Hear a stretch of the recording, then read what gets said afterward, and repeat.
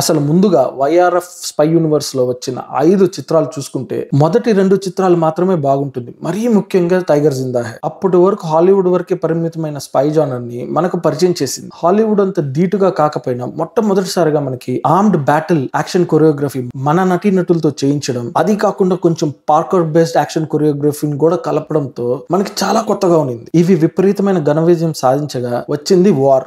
కథనం పరంగా చూసుకుంటే ఆ చిత్రం మామూలుగానే ఉంటుంది. అంత గొప్ప చిత్రం అయితే కాదు, కానీ అందులో స్కేల్ ని పెంచి కొన్ని కొత్త యాక్షన్ సెట్ పీసెస్ పెట్టడంతో సుమారైన చిత్రమైన మంచి విజయం సాధించింది. దాని తర్వాత వచ్చిన పత్తాన్ అంటారా, దాని గురించి మీకు తెలిసిందే. కేవలం పాటలు, అది ఎస్ఆర్కే వరుస పరాజయాల తర్వాత 3 సంవత్సరాల విరామం తీసుకుని తిరిగి వస్తున్న చిత్రం కాబట్టి విపరీతమైన ఆదరణతో ఘన విజయం సాధించి 1000 కోట్లు తెచ్చుకుంది. కానీ ఆ చిత్రం అప్పటి వరకు వైఆర్ఎఫ్ స్పై యూనివర్స్ లో వచ్చిన చాలా ఘోరమైన చిత్రం. ఇక దాని తర్వాత వచ్చిన టైగర్ 3 గురించి ఎంత తక్కువ మాట్లాడుకుంటే అంత మంచిది. నచ్చితే వెంటనే సబ్స్క్రైబ్ చేయండి.